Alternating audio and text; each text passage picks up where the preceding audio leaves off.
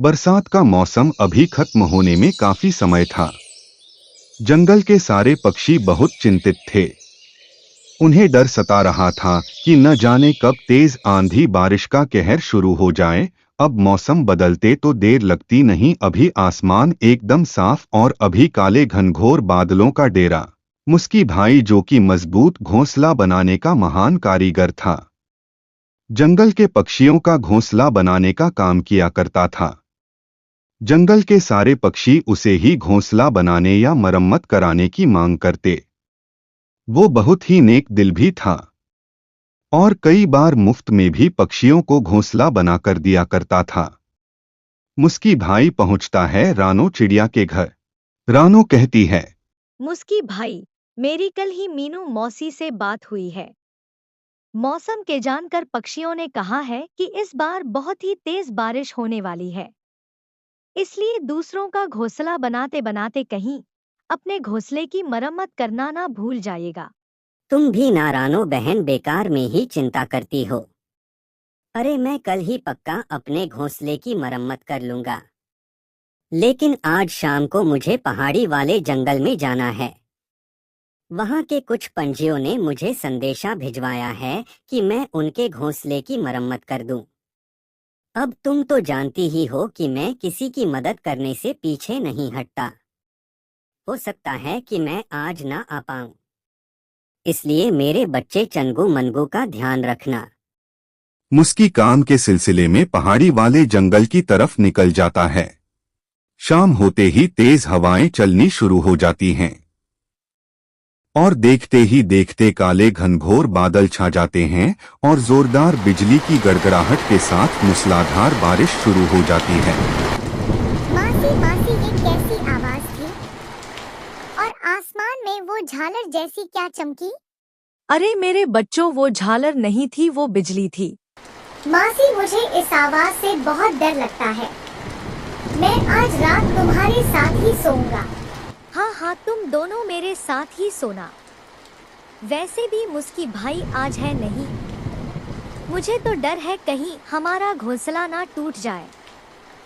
इतना कमजोर जो है। मुझे भी तो अपने घोंसले की मरम्मत करवानी थी, पर क्या करूं, मौका ही नहीं मिला। मुझे क्या पता था कि इतनी ज्यादा बारिश शुरू हो जाएगी, और वो भी आंधी तूफान के साथ। रानो मन ही मन परेशान हो रही थी कि तभी दरवाजे पर उसे कुछ आवाजें सुनाई देती है। इतनी बारिश में कौन हो सकता है? अरे मीनू मौसी, इतनी बारिश में यहाँ क्या कर रही हो? क्या हुआ? सब ठीक तो है? पहले अंदर आओ। कुछ भी ठीक नहीं है रानो। वो देख, मेरा घोंसला पानी में बह रहा है। बारिश इतनी तेज है कि मेरा कमजोर घोंसला ढह गया। आज रात मैं तेरे साथ ही रुकूंगी। क्यों नहीं मीनू मौसी, तुमने तो मेरी कितनी बार मदद की है। तुम निश्चिंत होकर यहीं रुको। रानो, मुस्की कहाँ है? कहीं दिख नहीं रहा। यही तो चिंता है मीनू मौसी।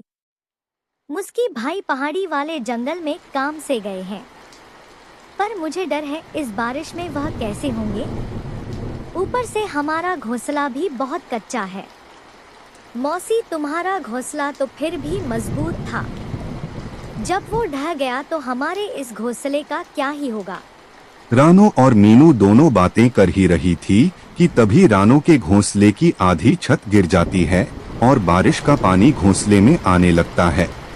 जिसका डर था वही हुआ। मीनू मौसी, चंगू को लेकर बाहर निकलो। मैं मनगू को लेकर आती हूँ। चारों घोंसले से बाहर पेड़ की टहनी पर आकर बैठ जाते हैं और बारिश में भीगने लगते हैं। रानो, चंगू मनगू को ज्यादा देर तक बारिश में रखना ठीक नहीं है। मैं यहाँ इनके पास रुकती हूँ। तू जा किसी से मदद मांग ले। सही कहती हो मीनू मौसी। मैं अभी कालू भैया के पास जाती हूँ।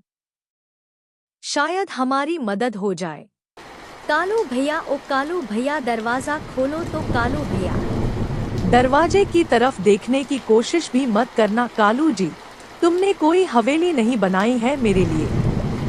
यह छोटा सा घर है और मैं इसमें किसी को नहीं आने दूंगी।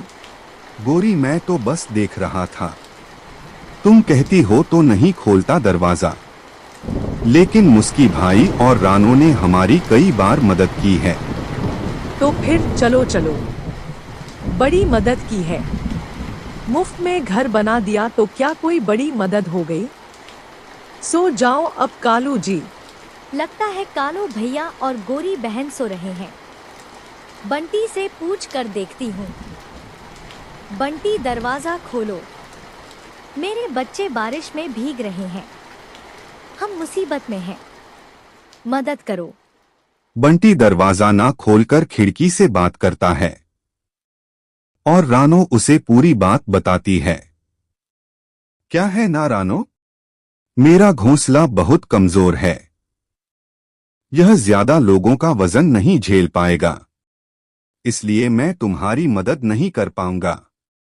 माफ करना। इससे पहले कि रानो कुछ बोल पाती, बंटी खिड़की बंद कर लेता है और रानो मीनू मौसी के पास आ जाती है। कोई हमारी मदद नहीं कर रहा, सब मतलबी है। तूने और मुस्की ने कितनी बार इनकी मदद की। किसी को राशन दिया तो किसी का मुफ्त में घर बनाया, पर आज जब तेरा घर टूटा है तो सब पीठ दिखा रहे हैं। मौसी अगर मैं अकेली होती तो कोई चिंता की बात नहीं थी, पर चंगू मनगू के लिए मेरा मन घबरा रहा है। ऊपर से मुस्की भाई भी तो नहीं आए हैं। क्या करूं? कुछ समझ नहीं आ रहा। चिंता मत कर रानू, हमने कभी किसी का बुरा नहीं किया। भगवान भी हमारे साथ बुरा नहीं करेगा। हम दोनों अपने पंखों में चंगू मनगू को छुपा लेते हैं। आधी रात हो जाती है लेकिन बारिश थमने का नाम ही नहीं लेती। मासी बहुत ठंड लग रही है, मुझे भी बहुत भूख लगी है। रानू क्या तूने इन्हें कुछ खाने को नहीं दिया था? नहीं, मीनू मौसी दोनों मुस्की भाई के साथ खाने की जिद कर रहे थे, पर वो तो है नहीं। और अब तो राशन भी बर्बाद हो गया। इतनी बारिश हो रही है, ना जाने हमारा क्या होगा। तू घबरा मत, चलो मेरे साथ चलो सब लोग। मीनू मौसी रानो और चंगू मनगू को लेकर एक बड़े से पेड़ के पास जाती है। पेड़ राजा जागो, पेड़ राजा, हमें तुम्हारी मदद चाहिए। क्या हुआ मीनू मौसी? तुम और रानो चिड़िया तुम सब इतनी बारिश में यहाँ क्या कर रहे हो? पेड़ राजा, रानो और मैं बड़ी मुसीबत में हैं। देखो ना, रानो का घर ढह गया और मेरा भी, और कोई भी हमारी मदद करने को तैयार नहीं है। क्या तुम हमें रहने के लिए जगह दोगे? कैसी बातें करती हो मीनू मौसी? रानो मुस्की और तुमने कितनी बार मुझे कटने से बचाया है। अब भला मैं तुम्हारी मदद नहीं करूंगा तो कौन करेगा? जल्दी से मेरे इस बड़े से होल में आ जाओ। मैं तुम्हें सुरक्षा भी दूंगा और खाने को ढेर सारे फल भी। जल्दी आ जाओ। रानो और मीनू तुरंत ही चंगू मनगू के साथ पेड़ के होल में बैठ जाती हैं। वहां बहुत सारे फल भी खाते हैं। सभी अपनी भूख मिटा लेते हैं। देखते ही देखते पूरी रात गुजर जाती है। मीनू मौसी सुबह हो गई है, बारिश भी रुक गई है। मैं जाती हूँ पहाड़ी वाले जंगल में मुस्की भाई को देखने।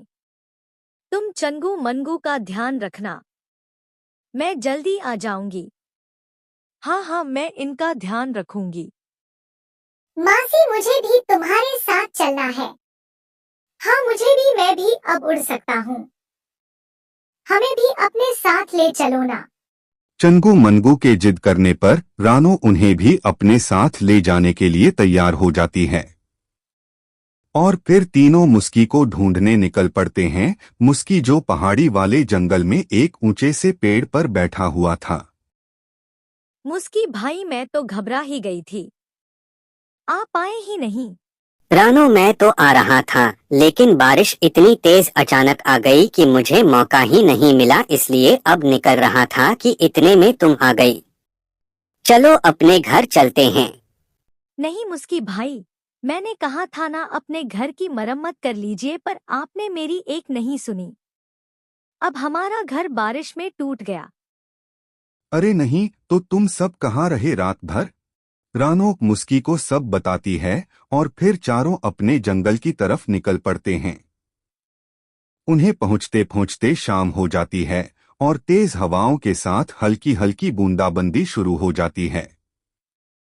अरे नहीं, लगता है मैं आज भी अपना घर नहीं बना पाऊंगा।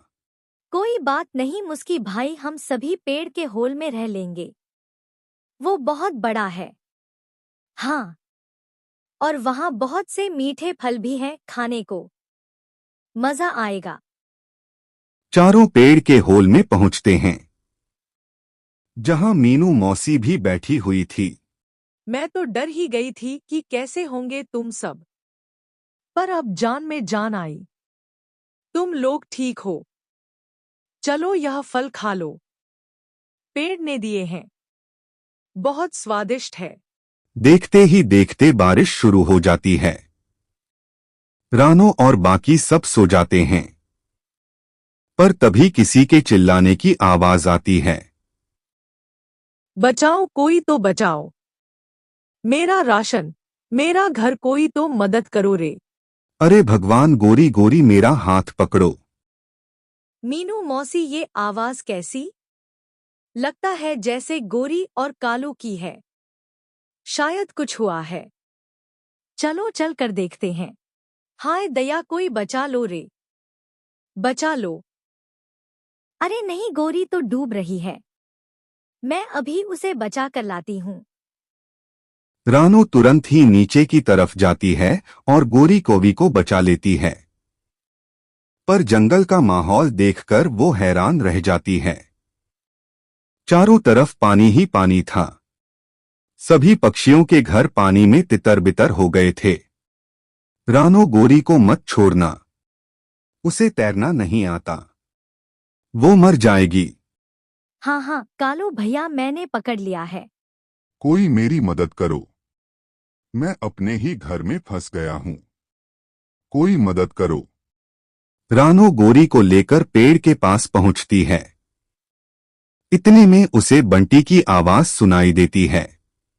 मीनू मौसी, यह बंटी की आवाज कहाँ से आ रही है?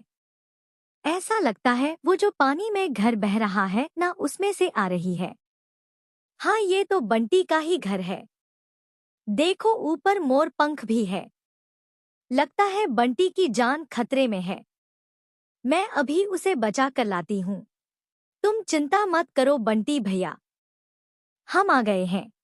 रानो, मुस्की और मीनू मौसी तीनों मिलकर बंटी को जैसे तैसे घर से बाहर निकालते हैं और बाकी जंगल वासियों को भी सही सलामत पेड़ के होल में ले जाते हैं। रानो की दिलेरी देखकर सभी पक्षियों के सर शर्म से झुक जाते हैं। रानो बहन, मैंने तुम्हारे बुरे वक्त में तुम्हारी मदद नहीं की।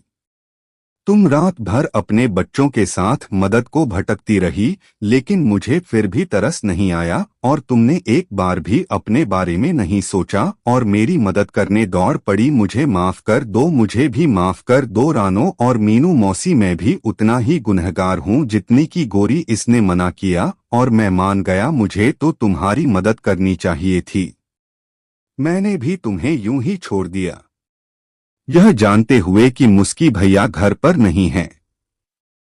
मैंने तुम्हारी मदद नहीं की, मुझे भी माफ कर दो। कोई बात नहीं, आप सबको अपनी गलती का एहसास है, हमारे लिए यही काफी है। और वैसे भी गलती का एहसास होना सबसे बड़ा पश्चाताप होता है। मैंने आप सभी को माफ किया। रानो ने माफ कर दिया, मतलब मैंने भी माफ कर दिया। लेकिन याद रखना, हम सब एक दूसरे के सुख दुख के साथी हैं, इसलिए ऐसा दोबारा ना करना। तो देखा दोस्तों, कैसे रानो और मीनू को उनकी अच्छाई का फल आखिरकार मिल ही गया। इसलिए कहते हैं कि कभी किसी को मुसीबत में पीठ नहीं दिखानी चाहिए, क्योंकि परेशानी कब आपके दरवाजे पर आ जाए कहा नहीं जा सकता। इसलिए सबकी मदद करनी चाहिए। क्या पता आपकी अच्छाई का फल किस रूप में मिल जाए। इसलिए अगर आप अच्छा करोगे तो अच्छाई एक दिन लौटकर जरूर आपके पास आएगी।